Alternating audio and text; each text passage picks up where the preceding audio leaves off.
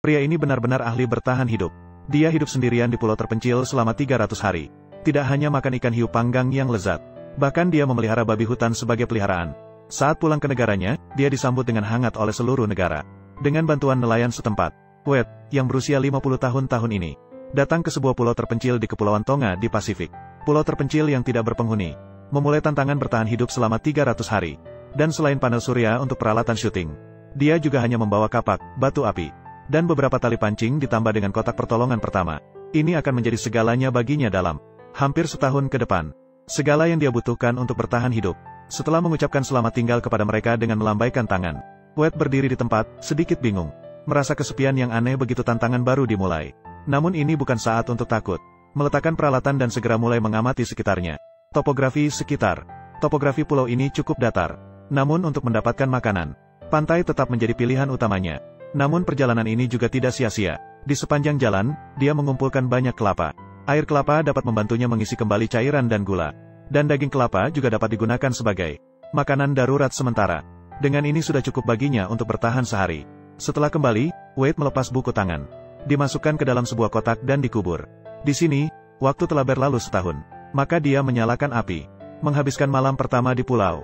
Selain nyamuk yang ada di mana-mana ini, yang lainnya berjalan lancar. Keesokan harinya pagi-pagi, Wade mulai membangun tempat perlindungan untuk dirinya sendiri. Mengandalkan pohon miring untuk memasang beberapa batang kayu, lalu menggunakan tali yang dianyam dari daun pohon, mengikat cabang sebagai penyangga. Kemudian dia mengumpulkan daun kelapa segar. Secara berurutan dimasukkan ke dalam kerangka yang sudah dibuat. Ini menjadi tempat berlindung sederhana dari kabut. Meskipun terlihat sederhana, namun cukup untuk melindunginya dari angin dan hujan. Setelah hujan reda, dia pergi mengumpulkan kerang di pantai. Sebagai umpan, dia mulai memancing di tepi laut. Dia sangat membutuhkan asupan protein. Dia menghabiskan sehari penuh di tepi laut. Hingga matahari terbenam, Wade masih berusaha. Namun hasil akhirnya hanya satu ikan hitam. Meskipun begitu, malam itu dia hanya makan separuhnya. Dia harus merencanakan untuk bertahan dalam jangka panjang. Keesokan harinya, dia menggunakan beberapa batang pohon sebagai bingkai, dan menempatkan beberapa daun karet di atasnya, untuk membuat rak pengasapan sederhana. Dia mengasapi sisa setengah ikan. Daging ikan yang diasapi seperti ini dapat disimpan untuk waktu yang lama, dan digunakan sebagai makanan darurat. Semuanya dilakukan sambil sibuk. Dalam hari-hari berikutnya, dia menggunakan batang pohon kasar ini untuk membuat banyak tongkat ikan seperti itu. Dia memperbaiki mereka di atas batu karang dengan batu, sehingga dia bisa menggunakan kedua tangannya untuk melakukan hal lain. Meskipun jauh dari daratan, masih ada banyak sampah laut. Di antaranya ada beberapa yang bagi Wade, yang sangat berguna. Dan di sekitar batu karang di tepi laut, ada banyak kerang laut, dan jumlah kepiting yang luar biasa. Dan semuanya terlihat cukup besar. Sisa kerang laut membuatnya membuat semur dengan kelapa, dengan asupan energi, dan memberinya kekuatan untuk melanjutkan pembangunan gudang. Secara bertahap mengubahnya dari tenda sederhana, berubah menjadi bentuk dua sisi lereng, karena Kepulauan Tang terletak di iklim hutan hujan tropis. Curah hujan tahunan mencapai 1.800 mm yang menakjubkan. Keuntungannya adalah dia tidak perlu khawatir tentang masalah air tawar. Namun hal ini juga membuat rumah Wade tidak tahan lama. Oleh karena itu, dia berencana dalam beberapa hari mendatang, untuk melakukan renovasi baru pada gudang. Dia nekat naik ke puncak pohon kelapa dengan risiko tetangga, memetik daun segar sebagai bahan, menggunakannya untuk latihan kerajinan anyaman selama 2,5 tahun. Menyusunnya bersama menjadi atap anyaman. Seluruhnya memakan waktu 1 hari. Wade baru selesai menyusun bahan yang diperlukan untuk renovasi gudang. Awalnya ingin mengumpulkan beberapa akar untuk apa, namun malah membuatnya menemukan sesuatu yang mengejutkan. Dia malah menemukan di hutan belakang gudang, menemukan pohon mangga yang belum matang. Bagi Wade, ini benar-benar anugerah dari langit. Meskipun belum matang, namun juga tidak ada persiapan apapun. Asalkan bisa menambah vitamin. Rasanya bukanlah hal yang penting. Namun dia tidak menemukan akar yang dia inginkan. Tapi tidak disangka hasilnya bagus juga. Akhirnya bisa merombak kandang anjingnya sendiri sekarang. Dia pertama-tama melepas atap lama, kemudian menggunakan kulit pohon ini lagi. Menggunakan kain plastik yang diambil dari pantai. Meskipun baru setengah jadi, sudah cukup untuk melindunginya dari angin dan hujan. Saat dia duduk santai di depan pintu, sebuah kapal pesiar melintas di pulau kecil di depannya. Meskipun itu tidak ada hubungannya dengan dia. Namun, Wade tetap tidak bisa menahan rasa penasaran di dalam hatinya. Mungkin bagi dia yang berada di sini, yang sulit ditahankan bukanlah kesempatan, melainkan sikapnya sendiri. Yang dia inginkan adalah dapat membuat kandang anjingnya merasakan bukanlah kelaparan, juga bukan lingkungan yang buruk, melainkan kesepian yang berasal dari dalam hati. Baru-baru ini makanan Wade sebagian besar adalah kelapa. Dia menghancurkan daging kelapa dan merebusnya di dalam panci. Terlihat agak sulit ditelan. Maka hari ini dia meletakkan seluruh kelapa di samping api. Dipanggang selama 70-49 jam.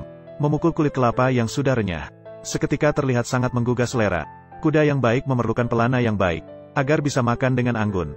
Wade membuat sendok dari cangkang kelapa lagi. Daging kelapa tua yang sepenuhnya matang. Hanya bagian daging kelapa, mengandung sekitar 500 kalori. Lebih bermanfaat daripada makan 3 mangkuk nasi. Dengan bantuan kelapa-kelapa ini, dia baru-baru ini hidup dengan cukup sejahtera. Keesokan harinya dia bangun pagi dan mulai membersihkan.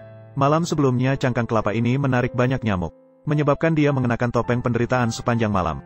Untuk mencegah masalah di kemudian hari, dia juga membersihkan semak-semak di sekitarnya. Semoga malam ini tidak akan ada lagi banyak nyamuk. Setelah membersihkan, dia pergi ke pantai untuk memancing.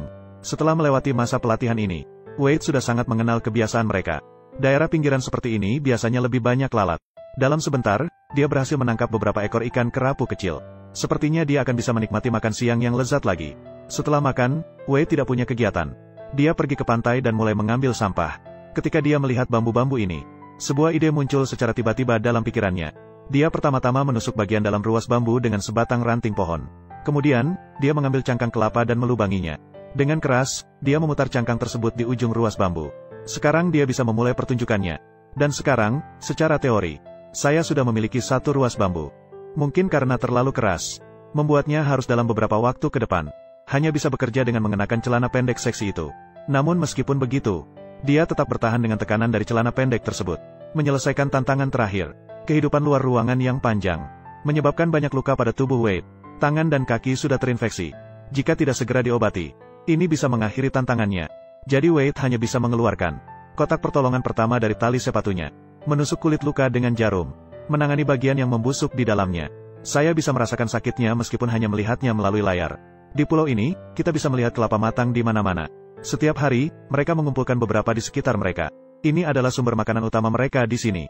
Mereka akan mengambil daging kelapa yang dikumpulkan, dicampur dengan air kelapa dan kerang yang dikumpulkan hari itu, atau ikan laut yang mereka tangkap di tepi laut. Masak semangkuk besar campuran seafood yang lezat.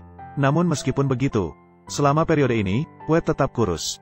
Maka dia memutuskan untuk menyiapkan beberapa perangkap di sekitarnya, untuk menangkap beberapa hewan kecil dan menambah protein.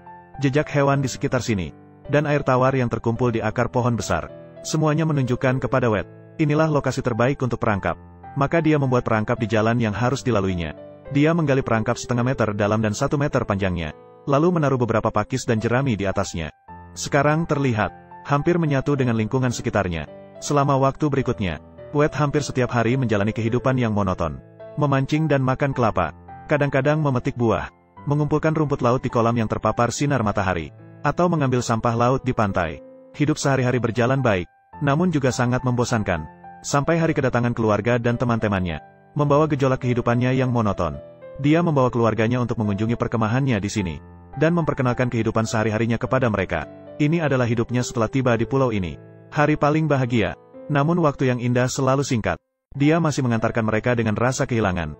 Namun istrinya agar dia tidak merasa sendirian di sini. Dia membawa anjing dari rumah. Hal ini membuat Wade merasa sangat beruntung.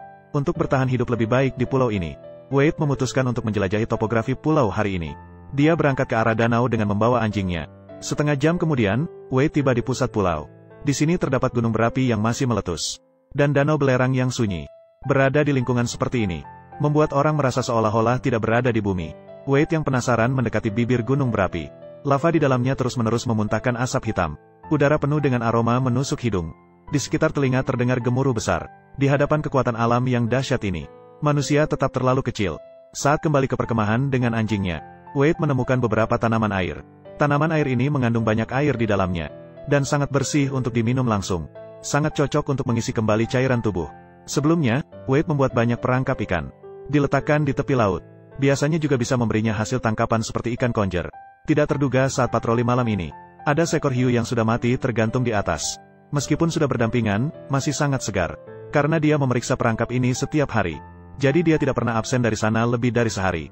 Setelah pulang, dia memotong hiu dan meletakkannya di atas api. Menyusun daun pohon di atasnya dan menutup dengan tanah. Langsung dibiarkan meresap semalaman di sana. Keesokan paginya, dia segera datang untuk melihat daging ikan begitu bangun tidur. Ketika disentuh, suhunya masih belum sepenuhnya hilang. Namun rasanya agak sulit dijelaskan. Tapi selama bisa menambah protein, hal lainnya tidak terlalu penting bagi Wade. Beberapa hari kemudian, saat Wade memeriksa perangkapnya sehari-hari, menemukan perangkap sudah terisi. Di dalamnya, dia menangkap seekor monster buas. Wade memutuskan untuk tidak memasaknya. Maka, setelah berdiskusi, manusia dan babi itu akhirnya mencapai kesepakatan untuk tinggal. Awalnya, untuk mengelola babi kecil yang bandel ini, dia bahkan membuat kandang khusus untuk Peppa. Kemudian, dengan perawatan Wade yang telaten, anak ini dan anjingnya tiba-tiba menjadi akrab. Secara perlahan menjadi bagian dari keluarga ini. Hingga beberapa hari sebelum Wade menyelesaikan tantangannya. Setelah bangun dari tidur, Wade tidak pernah melihatnya lagi. Meskipun mencari beberapa kali, tidak ada hasilnya.